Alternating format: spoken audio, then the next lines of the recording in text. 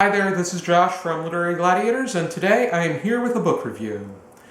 Recently I completed a buddy read with Michelle from Michelle's Life. I'll leave a link to her channel down below. I really enjoy watching her videos, and she's very active with buddy reads. She's very, I get a lot out of what she has to say, and it's just a remarkable experience, and she made a very good choice with the book that we decided to read, and that book is A Strangeness in My Mind by Orhan Pamuk.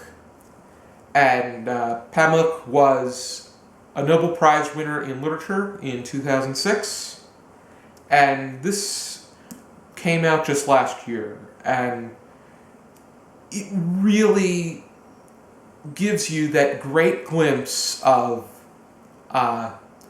Turkish culture, and Pamuk knows that he's writing for an international audience that may not know so much about Turkey, but by the time you're finished reading this, you have a great idea of the life, the times, the delays of the country of Turkey. Specifically, in this novel, we follow a boza seller named Mevlut from the late 1960s until current day, which is 2012. And Mevlut came to Istanbul with his father at a young age in order to go to school and take part in the business of selling yogurt and boza. Boza is a lightly alcoholic drink which would be able to find exemption in bans on alcohol. And so they would sell this, and it would be a satisfying choice among the citizens. They sold yogurt up until the mid-70s. The selling of yogurt became less common when it became commercial and they started selling it at the markets.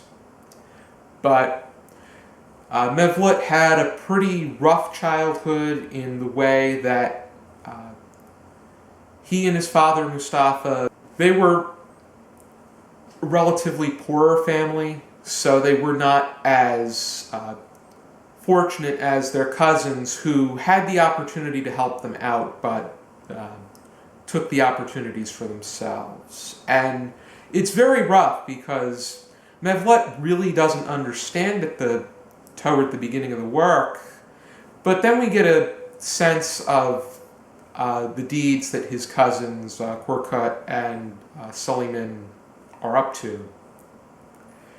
And that becomes quite evident with the marriages. Korkut marries Vediha in the late 1970s. Vediha's father, Abdurrahman Effendi, had 3 daughters. Vediha is the oldest, and then Reyeha and Samaya is the youngest. There was another child, but that child died with the mother in childbirth. And at Korkut and Vediha's wedding, Mevlut falls for a sister who he thinks is Reyeha, and thinks that her eyes are beautiful. The beautiful one is actually Semaiha, but he writes the letters to Reyeha, and eventually they elope with one another, get married, and start a family. But as the novel progresses, you get a great sense of his relationships with his cousins, with his friends, with the jobs that he's held as time goes by, and how through all of this there is this sense of a consistency that flows through his mind. You get the point of view from each of the characters, with the exception of Mevlut. Anything that pertains to him is in third person. But at the same time, I felt that I got a great glimpse of what his life was like.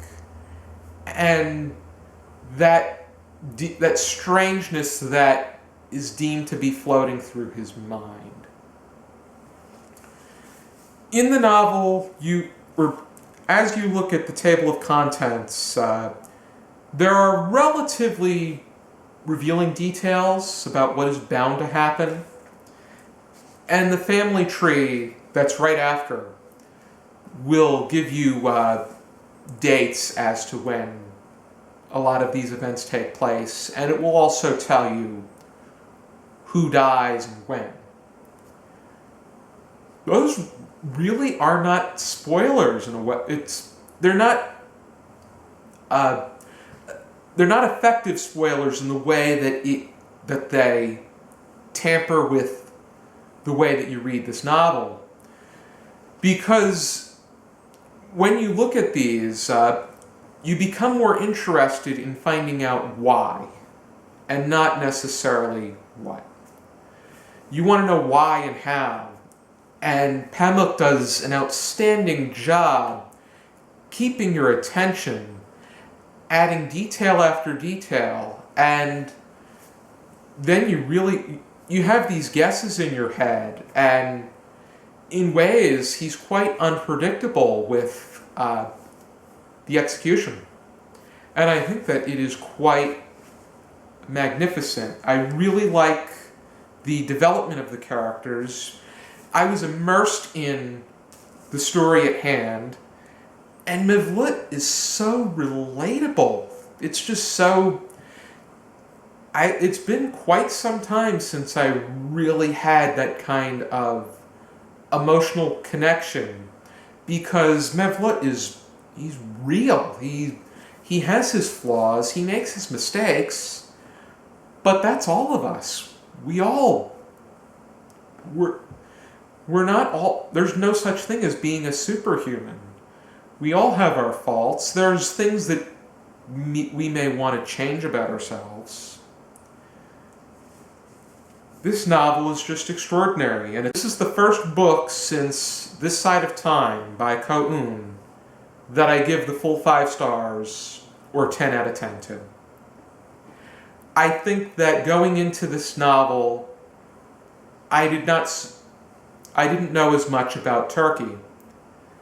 I really have a great sense now about Turkey and the Turkish citizens and their way of life, and how it took them years and decades behind first world countries to establish themselves. And I feel that this novel is quite an accomplishment, and I highly, highly, highly recommend that you pick this up and read this.